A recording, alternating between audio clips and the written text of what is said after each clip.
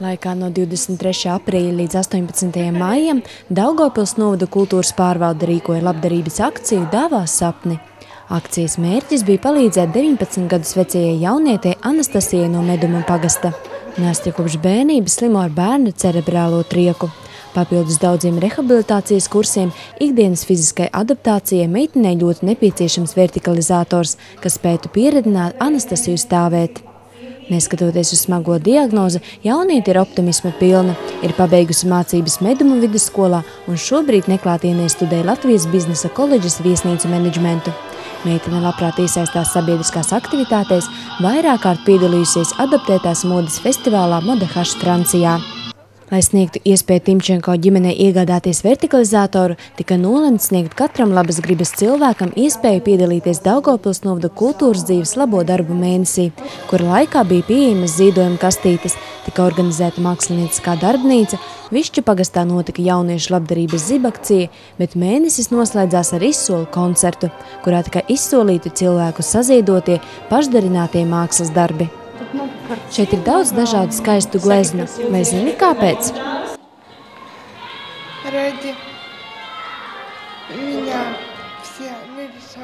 Šie cilvēki ir uzzīmējuši gleznis manis dēļ, un pēc tam tos pārdos, lai par šo naudu es varētu braukt ārstēties.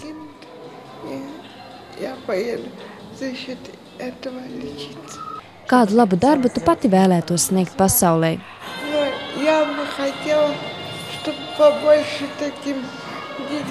Nezinu. Es gribētu, lai tādiem bērniem kā es cilvēki palīdzētu un tā kā es spētu atveseļoties. Par mākslas darbiem tika izrādīta liela interese. Nereti par gleznām izvērtās sīva savstarpējā kaulēšanās. Darbu māksliniecisko vērtību palīdzēja novērtēt eksperti – māksliniece Olga Gžibovska un aktieris Viesturs Rencis. Labo darbu mēnesī izdevās savākt 240 latus. Lai gan vertikalizators maksā krietni dārgāk, tas ir pirmais atspēriena ceļā uz Nastjas sapni.